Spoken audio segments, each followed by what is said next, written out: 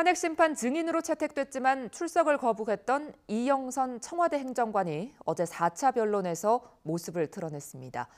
이 행정관은 최순실 씨와 관련된 각종 의혹에 대한 증언을 잇따라 거부했고 헌재는 자의적 판단으로 증언 거부를 해서는 안 된다며 질타했습니다. 보도에 변영건 기자입니다.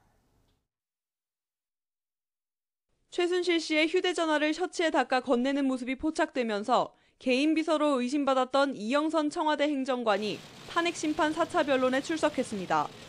청와대에 출입하는 이른바 보안 손님을 실어 나르는 역할을 했고 세월호 참사 당일에는 청와대 관저에서 대통령을 보좌한 인물입니다.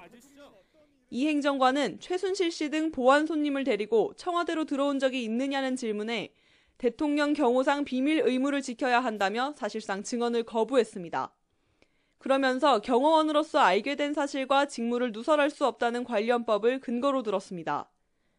윤 전 추행정관과 입을 맞춘 듯 대통령을 옹호하는 발언만 하며 모르쇠로 일관하자 박한철 헌법재판소장도 상황을 자시하지 않았습니다. 박 소장은 증인은 법정에서 증언할 의무가 있다며 형사책임이나 국가기밀에 해당하는 국익에 해당하지 않으면 답해야 한다고 이 행정관을 질책했습니다.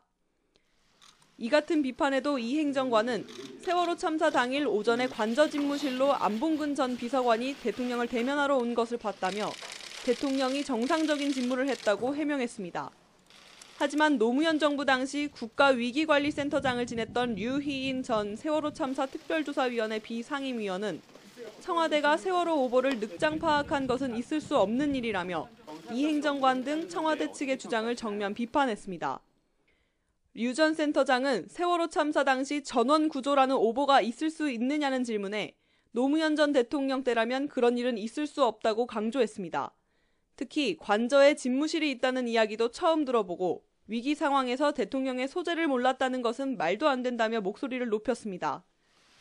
핵심 증인들의 잇따른 불출석으로 맹탕 재판이라는 비판 속에서도 속도를 높여가고 있는 대통령 탄핵 심판.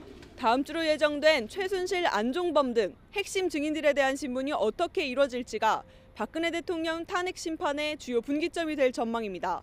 YTN 변영건입니다.